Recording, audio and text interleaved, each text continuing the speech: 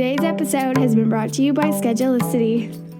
Hello and welcome to the Connected Yoga Teacher Podcast. I'm your host, Shannon Crow. I've been a yoga teacher for over 15 years while raising my 3 kids who are quickly becoming young adults. Shout out to Wyatt, Colton, and Sage, who are literally my best teachers.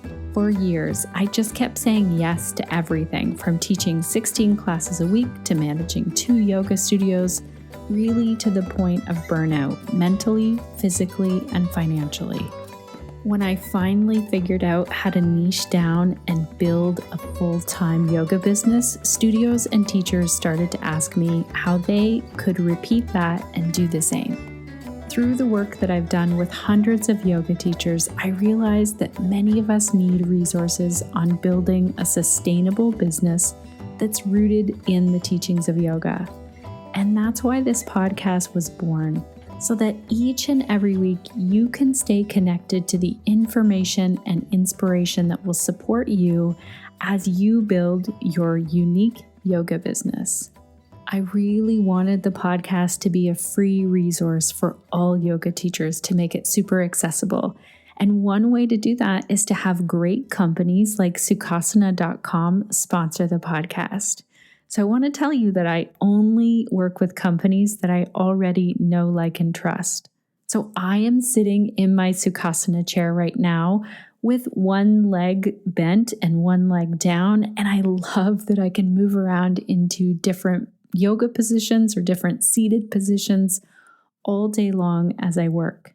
I am absolutely in love with this chair. Even my kids are in love with this chair. It is an amazing bright orange color, and it's not what I would have chosen. It's what Carl, the founder and owner of Sukhasana, chose and told me, hey, try this chair. So I need to say a huge thank you and shout out to Carl. He also asked a lot of details, like how tall am I? How tall is my desk, to make sure that it's the perfect fit. And 2 weeks after my chair arrived, he did a one-on-one phone call with me just to make sure that I understood how to use it to its fullest potential. Carl's a fellow yoga teacher, a fellow Canadian, and he really wants to make people comfortable as they sit at their desks. As many of you know, I had a herniated disc in August. I was not able to move, walk, sit, and I really started to shop around, kind of like the 3 bears and Goldilocks story, shopping around for different chairs. And this was finally the chair that made a huge difference in my healing. So if you are looking for a new office chair, I have exciting news for you. Carl has provided a discount code for us that will save you 10%. Use the code TCYT10 and that will get you 10% off. So go to Sukhasana.com, use the code TCYT10, T as in the, C as in connected, Y as in yoga, T as in teacher with the number 10 afterwards, TCYT10. And if you're on the go, not to worry, we take the notes for you, so that will be in the show notes. Connected yoga teachers, there is no denying that the COVID-19 pandemic has really turned the world upside down. I think about you often in this. How are you doing? I'm seriously checking in this moment with you. I know that studios have been closing, some permanently. Our classes and our yoga teacher trainings have moved online. And in many parts of the world, in-person classes and trainings are just not possible. We talked about this last week with Jeevana, and Jeevana gave a shout out and said, the person you might want to be talking with is Amber Karnes. And so I'm so excited that these 2 episodes go together really well. But today's topic is a little bit different. All of these changes have a lot of yoga teachers asking, what is the future of yoga going to look like? And what does this mean for me as a yoga teacher and my yoga business? Amber Karnes joins me in this episode, which was hosted live in our Connected Yoga Teacher Facebook group, to discuss this important and very relevant topic. And I'm excited because if you want to hear the unedited version and see our faces as we do the interview, I'll make sure that we link to that. And I'm also just excited that you can take this on the go and have a listen. We talk about how yoga teacher training got moved online, what will happen to training when the pandemic ends, and what will happen to classes when we can get back together in person, and how actually doing online yoga has made this practice more accessible for some people. I was fascinated to hear Amber sharing how this is actually breaking down some barriers for people in our marginalized populations that really weren't feeling welcome at or comfortable in an in-person studio. Amber talks about what she thinks some online classes might be lacking and how we can address that, as well as what we can do to create community for our online yoga classes. Many of you who already tuned in when we did this episode live talked about how there were so many insights and perspectives on how we can navigate our current situation and what it really means to teach yoga. I love that Amber asked us all to really look at what is the yoga that we want to share with our yoga students. This is one of those episodes that I think you can play over and over again as a yoga teacher and hear a new nugget that will support you. Now, like I said, we take the notes for you. Shout out to Crunch on our team who does that. They are sitting and ready for you over at theconnectedyogateacher.com/210. There you can find clickable timestamps, all of the links, anything that really like topics that we talked about, so you can click and find any information that we referred to in this episode. I want to give a huge shout out of thank you to our weekly sponsor, Schedulicity. Let's hear our hot tip of the week from them, and give a huge shout out of thank you for allowing us to have this podcast each and every week going out to all of you.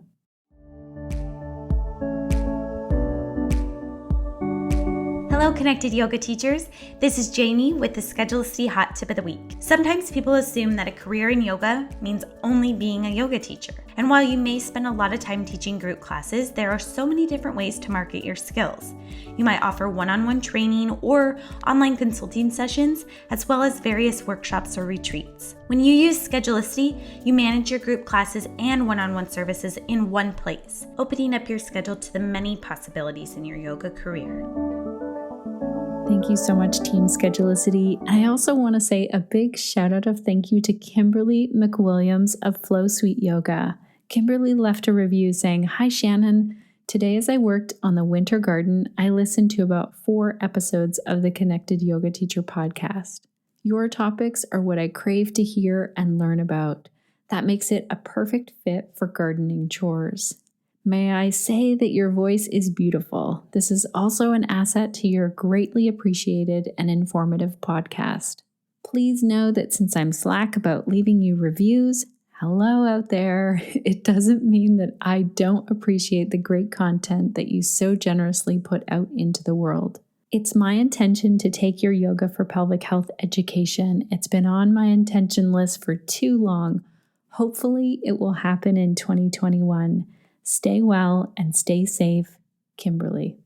Thank you so much, Kimberly, for taking the time to leave a review. It was super sweet to hear from you. I'm excited that you're doing this while you garden. I'm a fellow garden lover, and I can't wait until the snow melts so that I can get digging out there in the spring.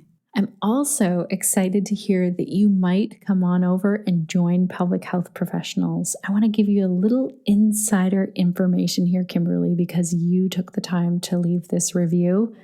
The membership price is actually going up sometime in March. I haven't set the date yet, but it's going up $10 a month or $100 for the whole year. So if you are thinking about joining, I would say do it now, and any listener who's tuning in live, now's the time to join. We have some really new and exciting things happening inside the membership. And so if you're in there and you're like, okay, I'm here, I'm going to learn each and every month, really the annual plan is the best way to go. If you have not left us a review yet, because I know that's the way it is when we're out and we're busy in our gardens like Kimberly, or we're out walking or we're cleaning, pause the podcast, take a moment right now to go and leave a review. I read each and every one. I like to try and read them here on the podcast, and our team loves to hear from you. Alrighty, let's get into this interview. Amber Karnes is the founder of Body Positive Yoga and the creator of the Body Positive Clubhouse. Amber has been practicing yoga for over 15 years and began teaching in 2010. She's a big proponent of the health at every size approach to wellness, focusing on joyful movement, intuitive eating, and self-care, and helps create community for folks who want to build unshakable confidence and learn to live without shame or apology in the bodies they have today. Amber is the co-creator of the Yoga for All teacher training with Dianne Bondy to impart the message of adaptive yoga to teachers all over the world. She also leads trainings for accessible yoga. Amber also created the Align Mastermind program for yoga studio owners who want to live their values when it comes to diversity, inclusion, and accessibility, and dedicates herself to training yoga teachers and movement educators on how to create accessible and equitable spaces. Every single time I talk to Amber, I am inspired. I learn something new, and I think about something in a completely different way. I cannot wait for you to have a listen. Let's dive in and hear from Amber on what her thoughts are on the future of yoga. Hello, everyone, and welcome to our live podcast with Amber Karnes. It's great to have you here, Amber. Thanks for being here. Thanks for having me. I'm excited to be here. Let's dig in. First of all, Amber, how are things this week, this month, this year? How are things going with you? It's a wild time to be alive, huh?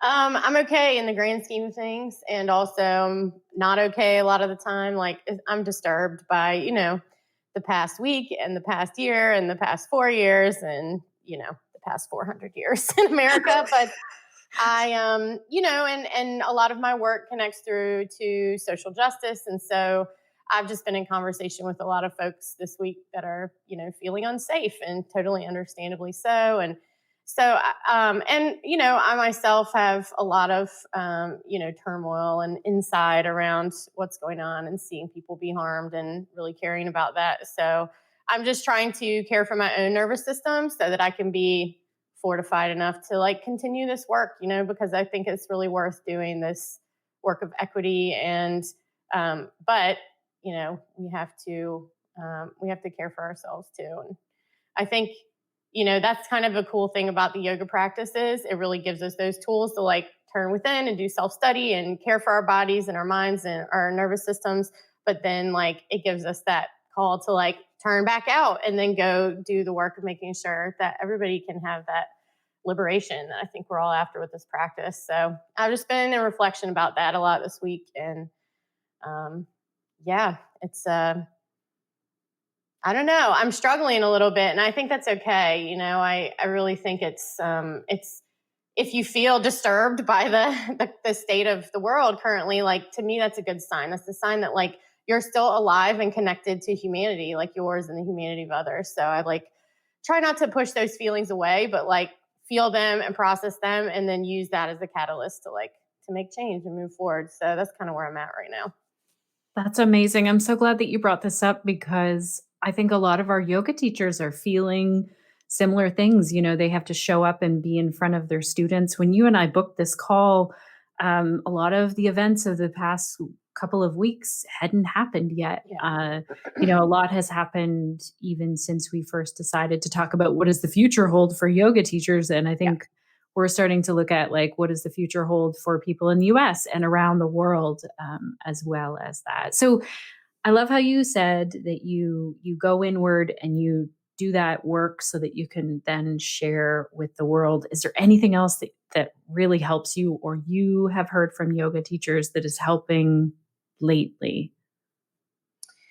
I think I just the things that really help me is coming back to the stuff in the practice that really helps me to regulate myself so that I can, have the courage or the fortitude or whatever it is to have difficult conversations, or to speak up when I need to, or to, gather people together virtually distantly, however, like energetically to care for folks who, aren't centered in the world that we live in right now and who are actively harmed by the systems of oppression that we live in. And so I think it's a bit of, caring for ourselves, but also for me, just knowing who my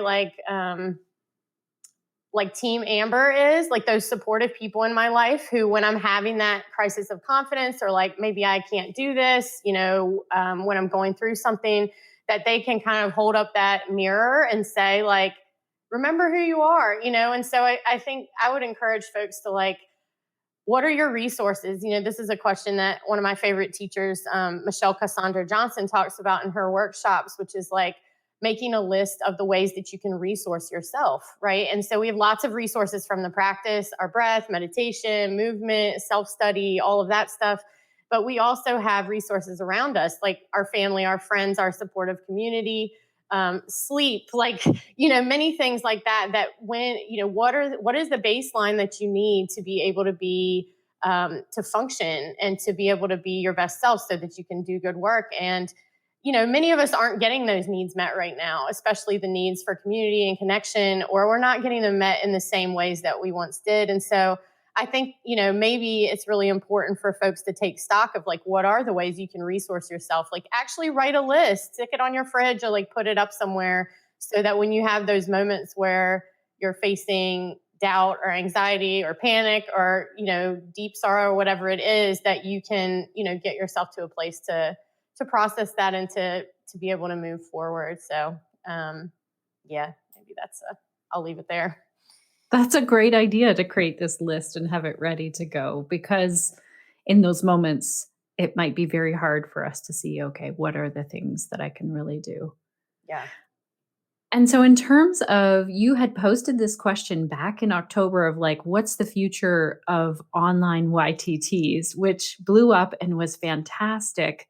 And I wanted to kind of dig in a little bit further. Like, what do you think right now is the future of being a yoga teacher? Like, what do you see happening now that a lot of yoga teachers have moved online? We know a lot of yoga studios have shut down.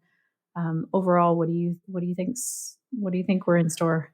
Well, I can't predict the future any more than you or any of your other guests, but I'll just say that, I'm noticing a lot of folks, and, I've thought about this too, that like, even if tomorrow COVID was settled or whatever that means, right? And I could, book in-person workshops again, like I'm coming back to a radically changed landscape and industry, even so of like many of the studios I've previously taught at around the country no longer have a brick and mortar location or have closed permanently. And so like, that is true, right? Like that's a fact that our industry is going to be, and I say industry, like yoga incorporated in the West, is going to be changed by this pandemic. I predict that there will still be those sort of like boutique yoga studios that had plenty of resources, like those, places will probably still exist. I think that a lot of folks are going to maybe change the way that they're practicing yoga in community going forward. I think we could see a lot of that, online.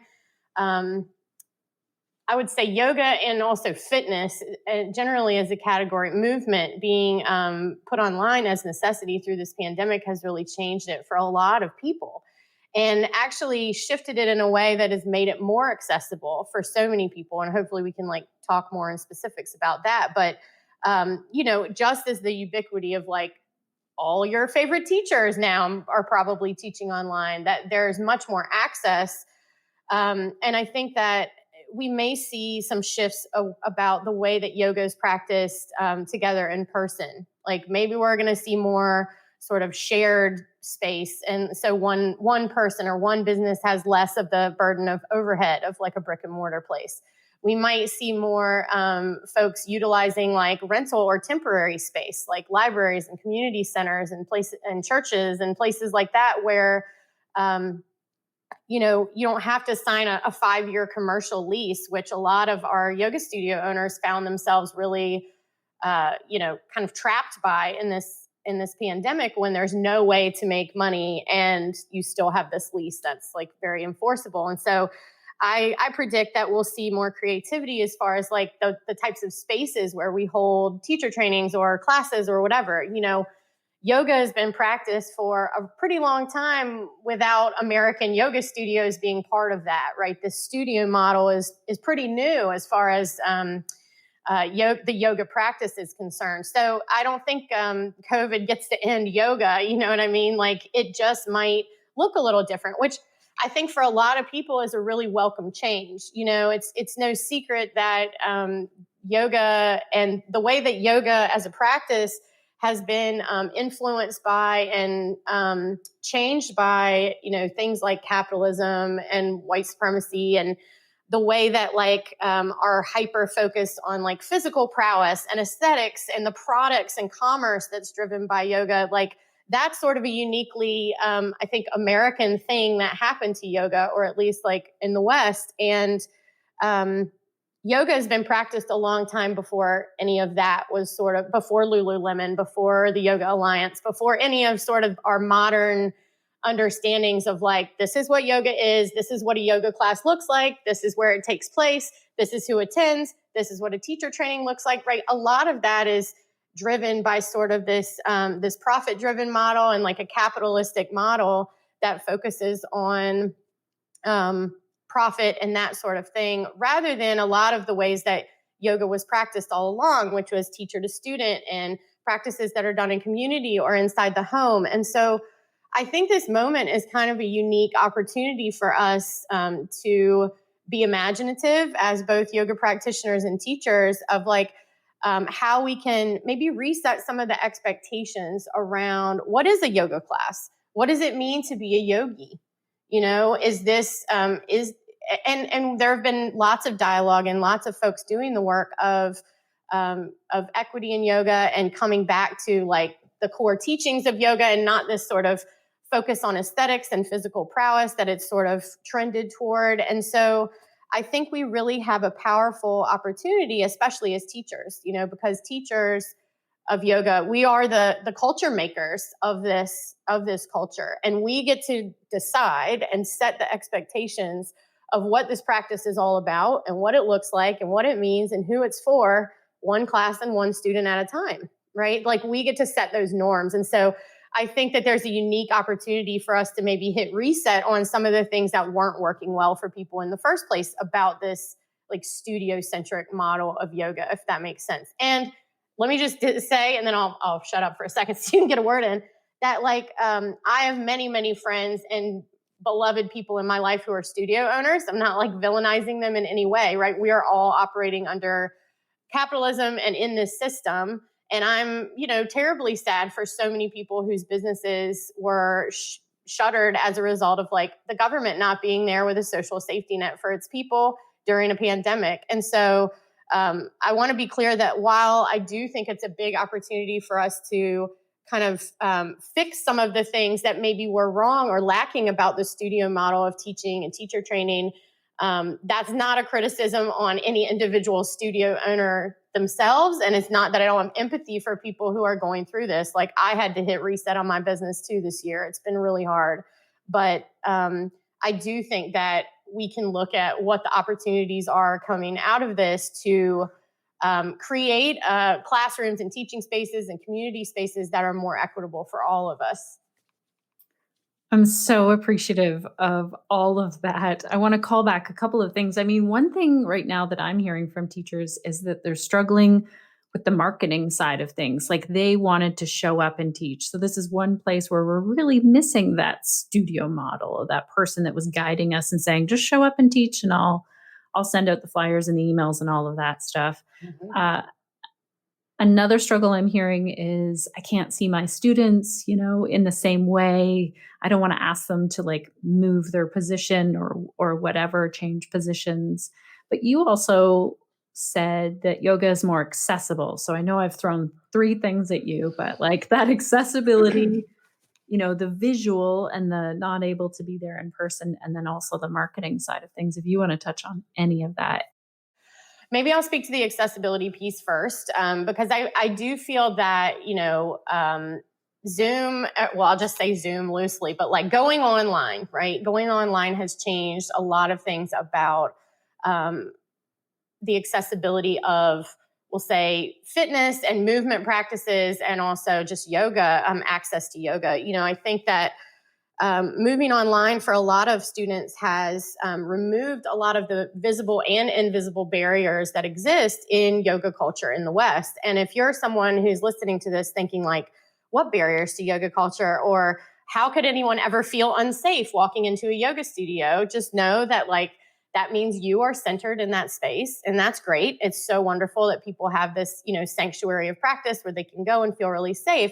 But also, there are many people for whom the studio model is not financially accessible, not physically accessible. If you need the aid of like a wheelchair or a mobility device to access public space, having access to childcare, the sort of emotional barriers that come up for marginalized folks who are often facing hostility in fitness spaces. I think about myself and many other people in larger bodies or people of color who have experienced hostility in these fitness environments. And, I think these barriers are often a byproduct of how, capitalism and white supremacy show up and influence the practice. We've talked about some of those things, like the extreme emphasis on physical prowess and aesthetics and having the right body and the right clothes and all that kind of stuff that shows up in yoga marketing and the way that capitalism has influenced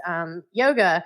And so, I think that online yoga can also level the playing field for folks who are maybe disabled or chronically ill or neurodiverse, right? Where these more predictable environments and they're more able to control and have agency over their own environment and their own body in a way that didn't always happen when you walk into a classroom, or when you come into a classroom and there's a teacher there who sort of, as part of yoga culture, can often impose their will on the students. We've all probably received a hands-on assist that we didn't want or that didn't work for us, and that's one example of how, consent has shifted a little bit with these online spaces, that the student actually has more agency. And so I think that, with teaching online is definitely not going away. And I think when we approach this, we have to start to approach it as if it was a viable alternative, and sometimes a preferred alternative for some of our students, rather than the last resort, or we only doing this because we're forced to. And, I really appreciate the perspective of some of my friends and colleagues who are disabled teachers, neurodiverse teachers. Laura Sharkey is one of the folks that comes to mind that, really, when I was having this discussion, was kind of pushing on me a little bit to be like, hey, it's not like we're doing this and now we have to figure out how to make online teaching as good as in person. But for some of us out here, this is actually working a lot better. With accessibility, the question that I like to encourage teachers to ask is where does the power live right now? And you can do this not only in your yoga classroom, but in your life, and start to notice where does the power reside in any given situation? And so yoga teachers, we hold a lot of power in that teacher-student relationship, right? Students are coming to us at the very least for a safe place to move their bodies. A lot of people are coming for much more, a place to reduce stress or have tools for working with their own, anxiety or depression, or they're looking for spiritual guidance, right? We get students that come to us expecting a lot.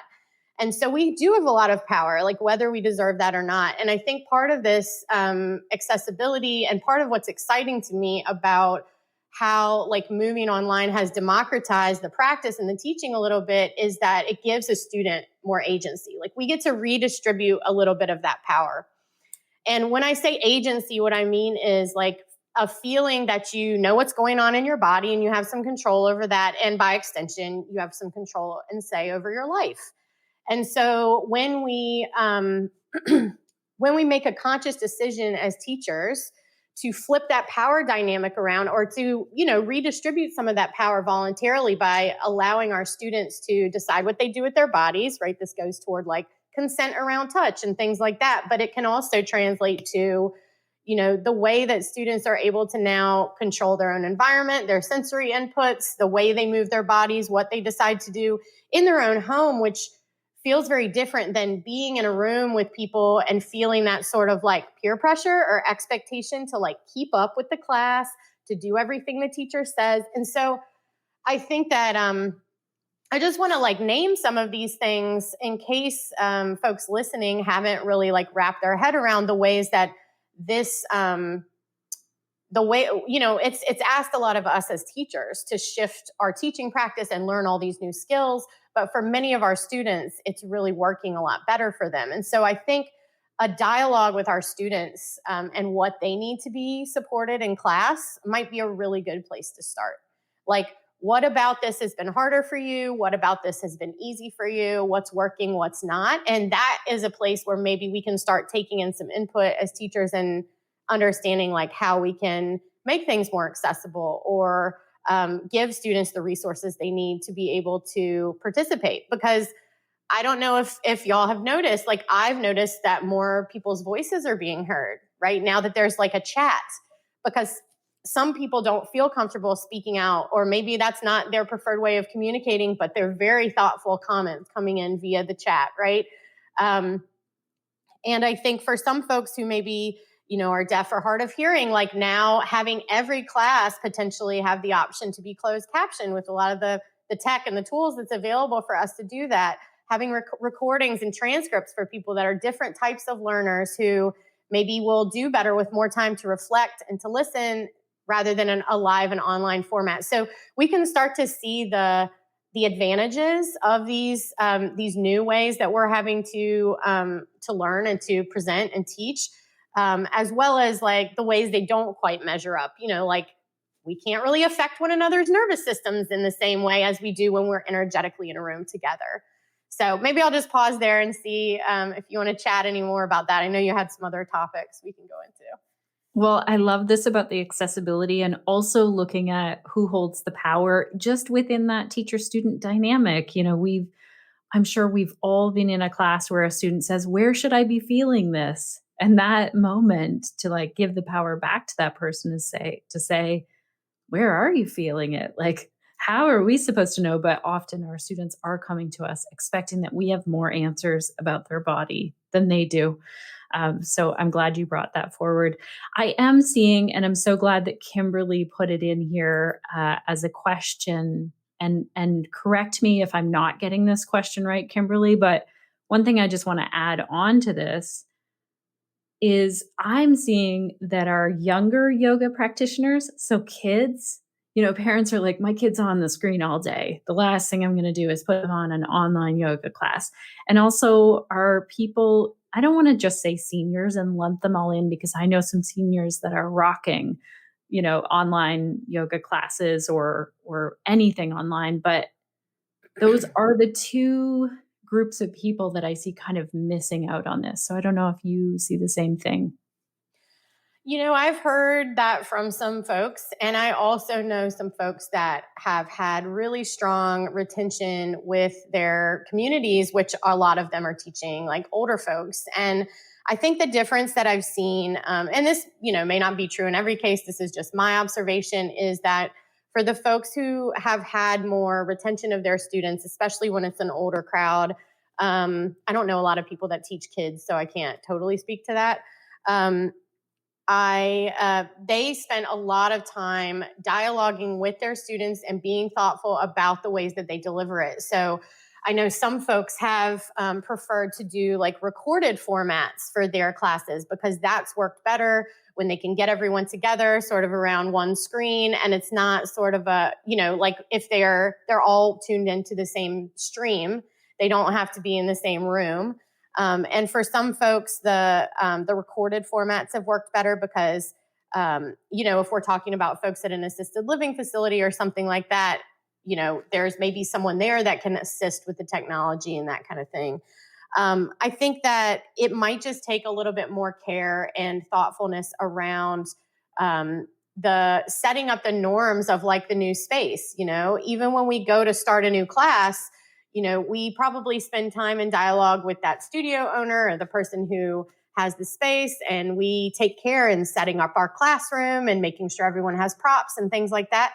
I would say there are probably equivalents to that need to happen in the online space, right? It may mean that you need to create some sort of video that explains like an onboarding process, right? A video that explains like how we use Zoom. We've done that for the accessible yoga training, which has been moved completely online for the foreseeable future. And so we created videos on how to use the dashboard and how to use Zoom and what we use the chat for and how to change your pronouns on the thing, like all those little sort of tips that maybe some of us who have grown up with technology being so ubiquitous, it's second nature. But for many people, that's sort of the barrier is like there's a big learning curve with these new devices or apps or technologies that they haven't had a lot of experience with. And so just like we, don't go into a yoga class and just like bark out the names of poses to complete beginners, right? They won't know what Virabhadrasana 3 is if we don't break it down step by step.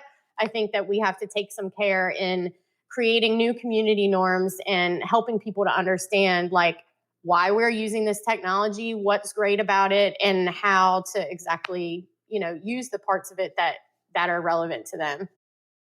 We as humans can start to focus on like, this isn't working. I can't see my students. They've got their video off, And the challenge, one of the questions or one of the threads of discussion that I saw in your Facebook thread that kind of spurred this conversation was you had asked the question, what about the people who only want to teach online?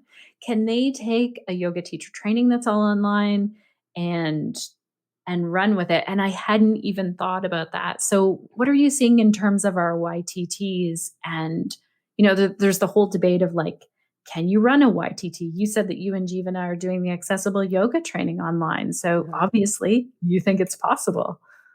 Yeah, I mean, the accessible yoga training, just to be clear, is not a 200-hour YTT or any sort of like going from a practitioner to a new teacher. It's an online continuing education course. So, but many people take it, not only teachers.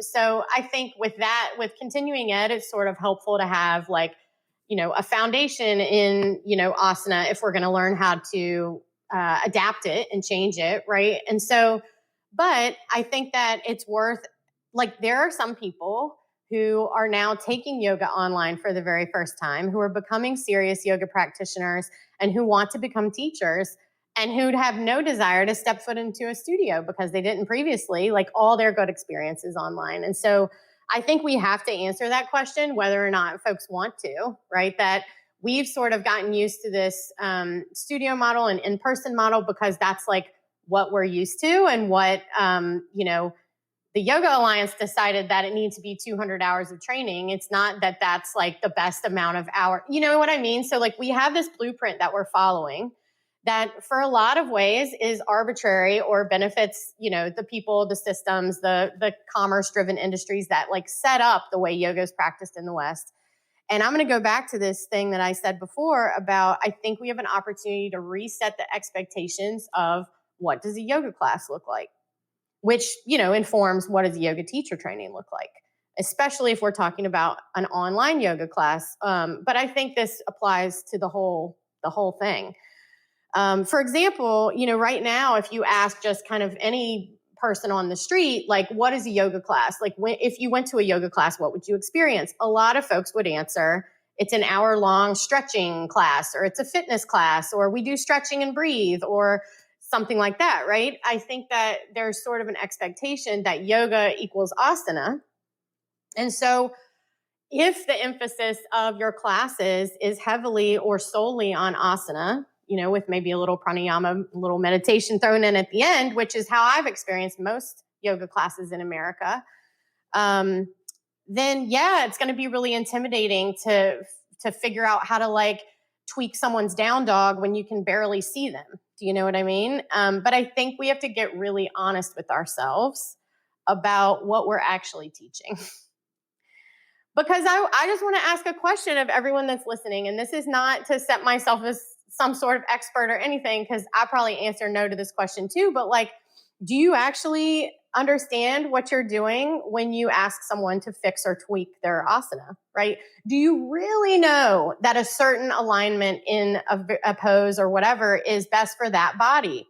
Are you even seeing alignment correctly in that body? Or are you seeing bodies that maybe you're not used to seeing in your studio now that we have much more diverse folks practicing online? Like, I just want to ask these questions because, students rely on us to tell them how it's supposed to look, right? And a lot of times the way that asana is approached is, there's this template of the poses and it's supposed to look like Mr. Iyengar looks in the pictures in his book, or, whatever system we learned and was passed down to us. And now we're trying to take this system where we've learned this set of poses and we've learned these alignments of what it's supposed to look like in the body. And now we're trying to squint onto this tiny screen and figure out these angles of hips and all of this stuff, when actually a lot of us don't have the tools to understand what these poses look like in diverse bodies. We don't have the experience of knowing how to offer a prop and watch and see change happen and understand what that means. Do you know what I mean? And so I think that we've got a real opportunity here to look at, what are we teaching when we teach movement, when we teach, physical movement? Are we wanting to teach our students like a set of poses, a set of shapes to hold, or do we want to teach them to move well? Like, what are we exactly offering here? And I'm not saying we throw out asana. Asana is an amazing tool. But I think that when I think about like, what is going to serve my students best right now, not even just like this year that we've had with the pandemic, but like in their modern lives, like, will teaching them, to be able to do a sun salutation perfectly, one breath, one movement, like, is that going, with perfect alignment, whatever that means, is that going to really serve them well? Or I don't know, maybe they need some space to talk about and process emotions. Maybe we need some time to do some self-study around yoga philosophy and how these concepts apply to our real lives. Maybe we need something that's more restful and down regulating, or just some simple movements like joint rotations and all the major joints. Like, we, I think, get really precious about having this, having the online class look exactly like the in-person class, which came out of a model that maybe we didn't totally interrogate or question of, what is this actually even serving our students the best that it can? And is it honoring like the traditions of this practice that we are, I think, have a sacred responsibility to really look at as like the whole, the capital Y yoga, the system of living the practice on and off the mat. So what is a yoga class? Like, that is a question I'd like to leave everyone with. Like, what does a yoga class look like if we didn't even know yoga studios ever existed, or if we had never attended one? Like, from what you know about the teachings, like, what's the most important thing in yoga? Is it asana? Is it breathing? Is it knowing about the nervous system? Is it the chakras? Like, what, you know what I mean? And so I think we can start to distill down, like, what are the parts of the practice that allow us to, I think, do what yoga is asking us to do, which is remember the truth of who we are, right? Turn our attention inward. Remember the truth of who we are. We're not our bank account. We're not our perfect body. We're not our relationships, right? Remember that we have that spirit, that humanity, Atman, inside of us. Like, recognize that, re-identify with that, and then turn that attention to the world and make sure that everyone can experience that liberation. Like, to me, that's what the practice is about. And spending 90 minutes doing vigorous asana, does that get us closer to the goal? I'm not sure. For me, it didn't really. For me, asana was a very powerful tool and a way into the body, a way of understanding a body that I felt very alienated from years of dieting and self-loathing of that body. Do you know what I mean? And like, asana is an amazing tool in that way. So like, we don't throw out asana, but be honest with yourself about what we're actually doing in asana. And I think there are thoughtful ways that we can change and tweak the way that we're teaching. Francesca Cervero is someone that I really admire, and a teacher that I think has done really well pivoting from teaching in person to moving all her stuff totally online. And she talks a lot about the case for teaching versus demonstrating, teaching mostly with verbal cues instead of, practicing the whole sequence with your students.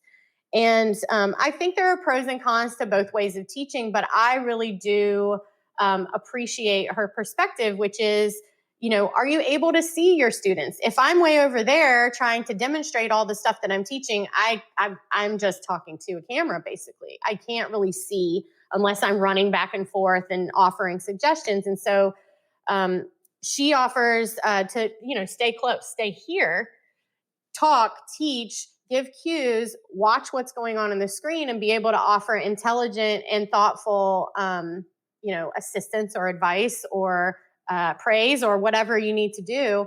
And then, back up and demonstrate things if your cues aren't landing verbally. But I'd say for teachers, like, this is a huge opportunity for us to teach our students interoception and proprioception and how to put their own hands on their body to give themselves feedback if we're maybe not there to do it, and to get even more precise with our verbal cues rather than like, we're all going to turn and face the wall because now we're all in different directions. Like, being able to come back to the body for those cues and developing the skill of listen to your body, which I think is like a trite phrase that a lot of us say all the time, but we don't always like teach that skill. And so now I think we have some opportunities to address some of those questions we get all the time. Like, am I doing this right? To me, if a student asks, am I doing this right? Or does this look right? That says, oh, I need to teach them some more about this pose and why we're doing it and where they may be feeling sensation, what those sensations are. Like, I think we have an opportunity to maybe dive a little deeper into some of the concepts and the ways that we're teaching our students that will help them to be more connected to the practice, and also like to find that agency, to take ownership of their own practice rather than the responsibility lies on us as the teacher to make sure everything's aligned perfectly so they don't get hurt.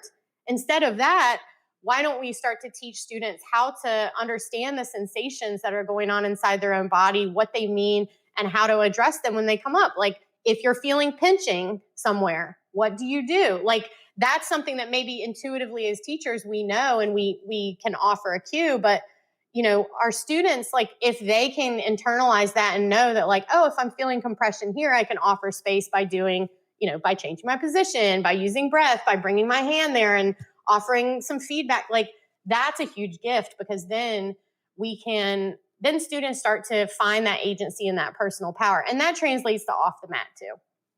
This is so great, Amber. Thank you so much for this. I love that you're starting to get us to think about what is the yoga that we think is really important if we kind of wipe the slate clean. I love this because this time gives us that opportunity. And also, I talk about niching down all the time, and I think this is really important. If we know what our yoga is and we practice it and we feel it and we know what has really helped us in our life, we can then take it out and share it.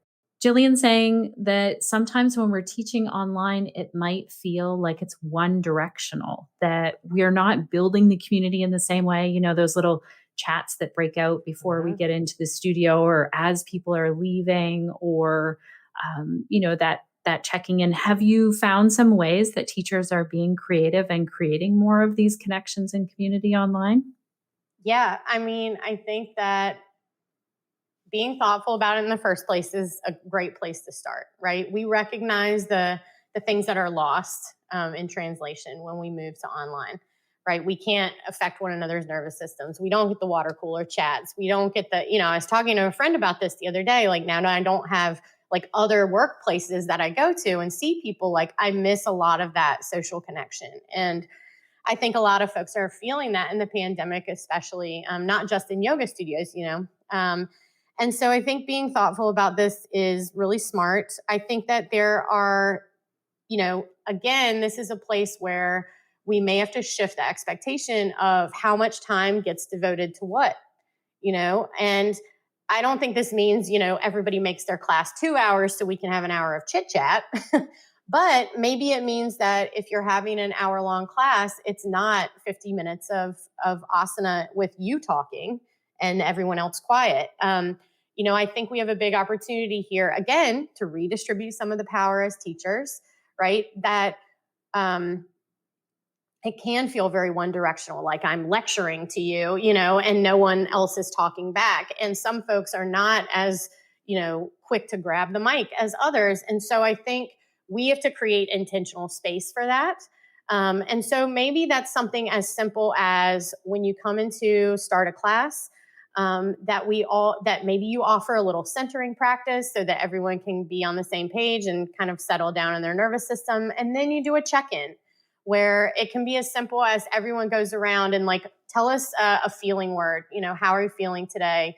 And you can use more than one if you need to. And, that just simply that, like giving people a space to be heard, or asking a powerful question, maybe doing a reading and having a little Dharma talk and speaking to something in yoga philosophy that, these concepts, ahimsa and satya, non-attachment and all that stuff is not just some ancient thing that we have to learn and memorize when we become a yoga teacher, like is very real and current applications to our lives. And so we could talk about things like, how does ahimsa show up for you in your thoughts, in your words, in your deeds? Like something as simple as that, and having a discussion with folks, allowing folks to talk about what's going on in their lives and bringing them back to like how these concepts and these practices can help us to live more skillfully and more compassionately, I think is a huge opportunity. And when we get some of that conversation going, especially if we have multiple ways for folks to contribute,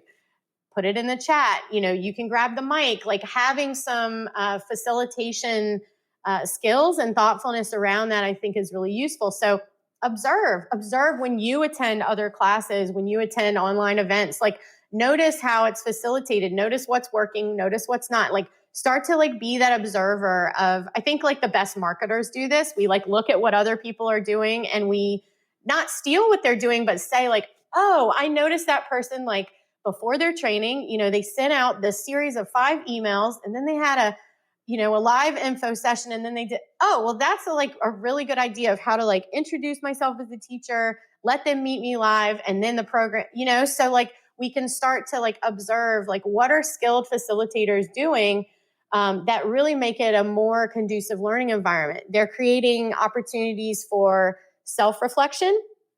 Maybe that's like a prompt, and then we have a few minutes of silent journaling. They're creating opportunities for small group reflection. Maybe after we do that reflection, we break up into groups of 2 or 3, and Zoom and lots of technologies have ways that you can do that very easily.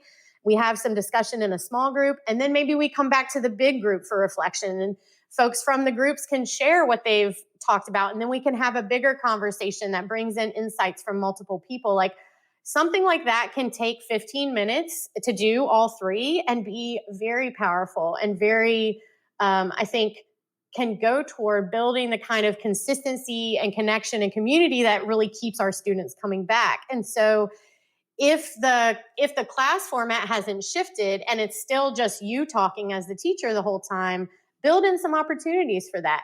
What if instead of, a flow where you talk and everyone has to follow your choreography, what if you took one of the poses that you really want to work with in that class and created like a little mini workshop around it? And like, told everyone like, come close to the screen. I want you to watch me and observe what I'm doing. And we're going to talk a little bit and then we'll go try some stuff on our mats. And then you go back to the screen and they go to the mats. And do you know what I'm saying? So I think there are some ways that we can maybe break up or like disrupt that notion of, teacher is the one talking, students are the one listening to, yoga is a personal practice that we do in community. And so I think both of those aspects really have to be thought of and intentionally planned for, because it doesn't happen by accident if we're in this online space that maybe some folks aren't as comfortable as speaking up. That's amazing. Thank you so much. And thanks, Jillian, also for that question. I guess I'm curious to hear if there's anything that you think would really help our yoga teachers right now in terms of digging in a little bit more of all of this. Like, I think you've asked us a lot of great questions. Is there any other piece that you think might bring comfort to our yoga teachers? There are some who are like, maybe I should get online right now. There are some teachers who I'm talking to who are saying, the restrictions in my area aren't caring for my students. I'm making that tough decision. Like, we're all over the map right now. Someone put in the comments, I'm back in class, but I can't go anywhere near my students. Like, there's a lot happening. Yeah, it's really difficult. I think I would point everyone toward how could you be collaborative and co-creative with your fellow teachers who are in the same struggle right now. I know a lot of folks that are making it work, not because they know how to do everything themselves and they're some kind of tech guru, but because they have a team of friends who are all in the same boat. And one of them's good at writing, and one of them's good at designing something, and one of them's real good at tech. And now they've worked together to create marketing and together to, learn the tech and be able to like say, this is the system we need to set up to take payments and schedule and whatever. And so like, identify within your own community, whether that's locally based because you're still, teaching in-person classes or considering how that might look in the future, or whether that's online through the connections that you've made, like what resources are available to you and how could you maybe collaborate and co-create with teachers around you to be able to serve all of your students in a more robust way and in a way that's not going to deplete each of you. Like, do you know what I mean? Like if I only know about, maybe I'm a person that's strong on the tech side, but I'm not a good writer or marketer, or I don't know how to design things or whatever to promote these offerings. Maybe I can partner up with someone who is, and they are not comfortable with as much of the tech side. And then like neither of us has to like do that huge learning curve of trying to become good at a whole nother subset if we can work together. And I think that, there's a tendency to feel like, oh no, well, like, aren't we in competition? And won't it, be detrimental to me as a teacher if I let some of my students like go to this other person or what, like I think a lot of that comes up. And I just want to say that I think that's the wrong way to think about this, that capitalism and white supremacy have definitely trained us into binary thinking and everything is black and white and either you get the student or I do. There's a winner or loser, right? Like all of those types of things. There's scarcity. Everything's a competition. Like all of that's real good for, the bottom line, right? Convincing folks that like it's all a competition. But we're all yogis here. So like duality is a thing that we should be trying to familiarize ourselves with and get comfortable with. It's never like one or the other. It's always both and. And I think this applies here as well, that like, I don't think that you should be afraid of competition as a yoga teacher as long as you're sure about who you are, you're connected to your practice, and you can make your students care about that. Like, I know that you talk a lot about like finding your niche and like making sure that you're really clear about like who you are and what you're offering. And I think this is a really excellent time for teachers to get in touch with that. Like, what is your mission? Why are you here? Why do you want to be a yoga teacher? And let that inform, because that's a very different intention for many people. Some people really, I think, want to help folks reduce stress. Some folks really want to care for a specific subset of their community that's not being cared for.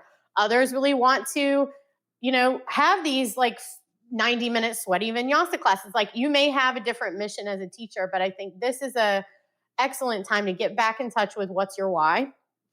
And why are you here? Why do you want to share these practices with folks?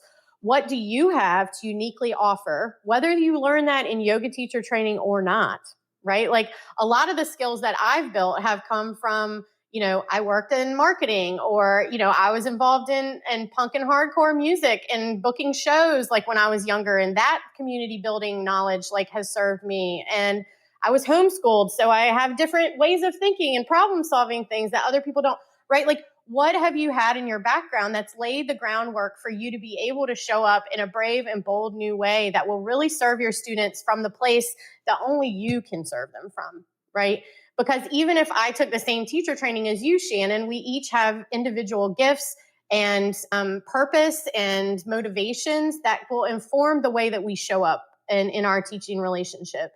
And I think that I just want to encourage folks not to get too bogged down in, well, Amber's been teaching online since 2015. Like, of course, she thinks this is easy. I can never, learn as much as her, or, whoever you are emulating and looking at and saying, like, I can never be as good at marketing as, whoever. That rather than get caught up in those thoughts, like, get back to the core of why you're doing this in the first place, reconnect with that purpose and that mission talk to your students, find out what they need, and really consider the ways that you're uniquely gifted to show up and to serve, rather than trying to show up and serve like me or like Shannon or like someone else that you think is like, got it figured out. And so maybe I'll just leave it there. This is amazing. I love how there's both things, that we can collaborate with other people and to really figure out who we are as an individual. I think that's gold. I want to tell you and just share, like, podcasting is one whole thing. Like, podcasting for yoga teachers is something that I have to continuously come back to my why. We get a big question like, does politics belong in yoga? That's the intro and outro I have to do this week. And I've been thrown off completely.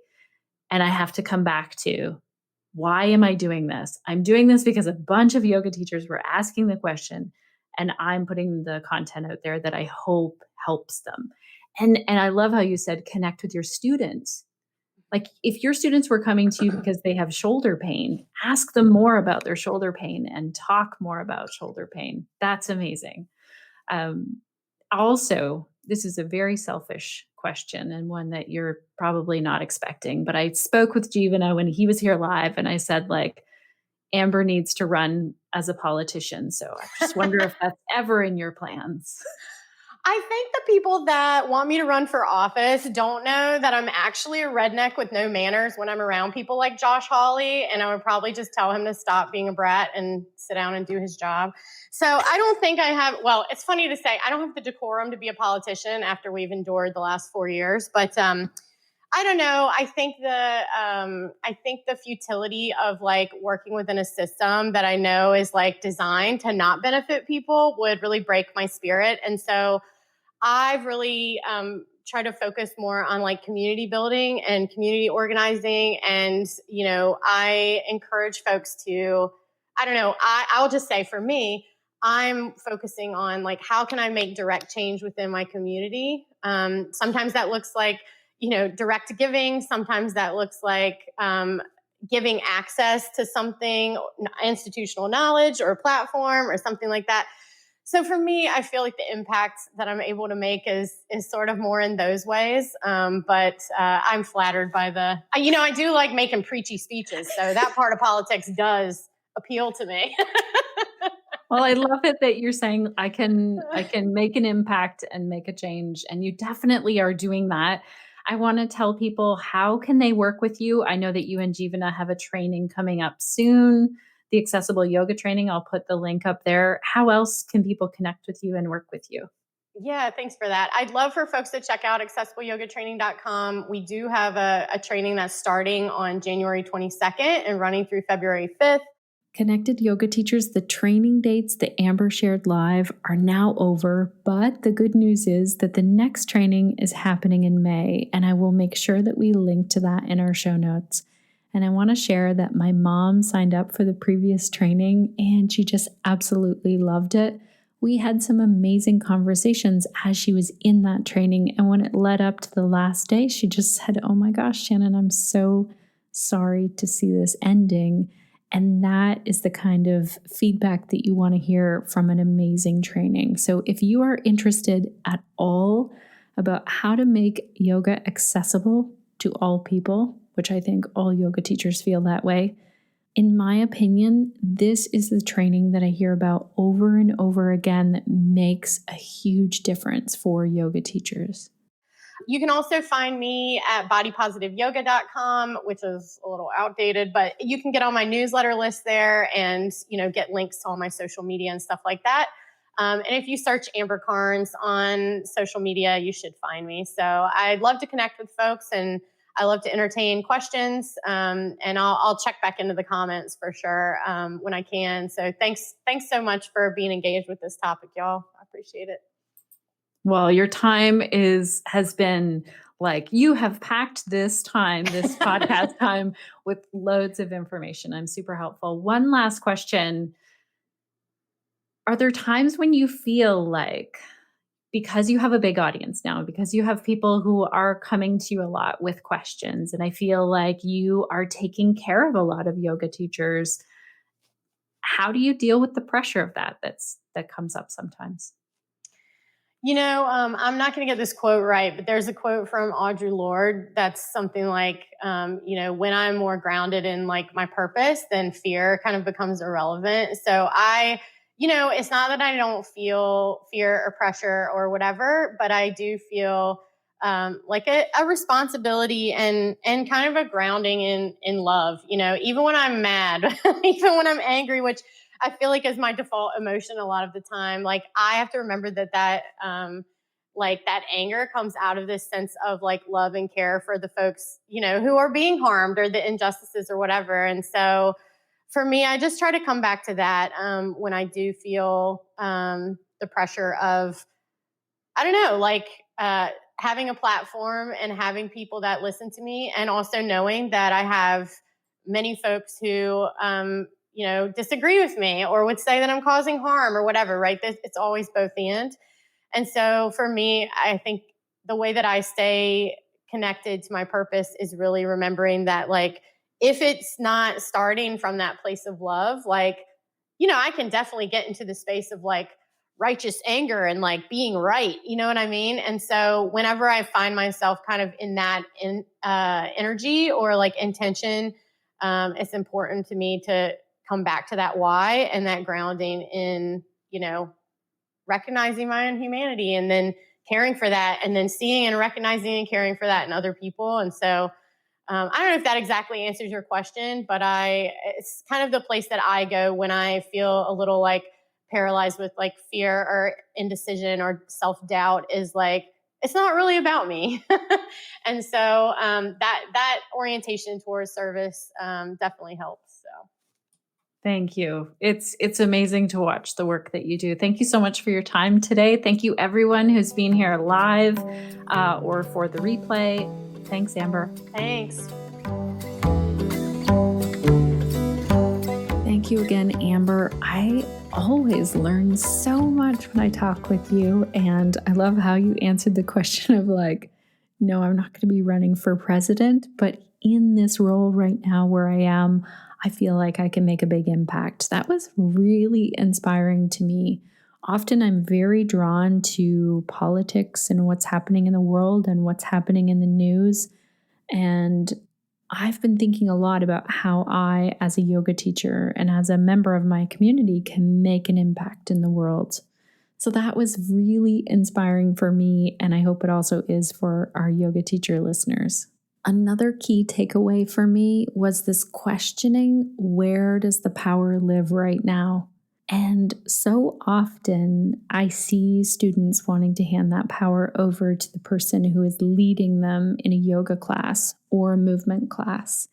And so I love that we're questioning, how can we give this power back to students? In my own experience, this is a lot of, instead of me having the answers for students, it's asking more questions and really trusting that people know their own body better than anyone else. And I think the other key takeaway for me was when you asked us all to look at the yoga that we actually want to share out into the world, and also looking at what will actually serve our students right now. My own personal yoga practice has changed drastically since the pandemic. And also, it's changed a lot since I first became a yoga teacher. What I need right now during the times of the pandemic, a lot of it is very restorative yoga. Sometimes it looks like I'm doing nothing. Sometimes it's sitting there the entire time in meditation. So thank you for asking us to really dig deep and see what is the yoga that I want to share out into the world. Connected Yoga Teacher listeners, I would love to hear your thoughts on today's episode. If you want to share in the Connected Yoga Teacher Facebook group, we can continue the discussion. What do you think the future of yoga holds? You can also post in the show notes. Head on over to theconnectedyogateacher.com/210 and we'll link to both. That will take you to the show notes and you can leave a comment at the bottom, but we'll also link to the Facebook group. And if you would like to hang out in person together, I am teaching a workshop on April the 7th online on Zoom. It's all about pelvic girdle pain. So think about the students who tell you they have hip pain, They have pain in the front of the pelvis, pain in the SI joint, pain in the hip joints, feeling like things are just stiff and they have low mobility in the hips or pelvis. We're going to dive into all of this because there's a lot of really new and cool research into pelvic girdle pain. And there's a lot that we as yoga teachers can teach our students about the movement that they're doing, movements that they could add into their everyday to really decrease any pain in the pelvic girdle. This topic is really close to my heart. I have dealt with pelvic girdle pain for years since I had my kids. And once I started to really understand more and learn more about this and really dig into the science behind it, I felt really empowered in my movements. So I'm excited to bring that to you. If you want to register for that, visit pelvichealthprofessionals.com to learn more or sign up. If you are already a member of Pelvic Health Professionals, this is included in your membership. Thanks to everyone on the Connected Yoga Teacher team for making today's episode possible, and thank you for being here. You are our favorite listener. Don't tell anyone. Okay, Connected Yoga Teachers, I want to know, what will you be doing this week to stay connected? Yourself, your yoga practice, and to your community so that you can share the yoga that lights you up.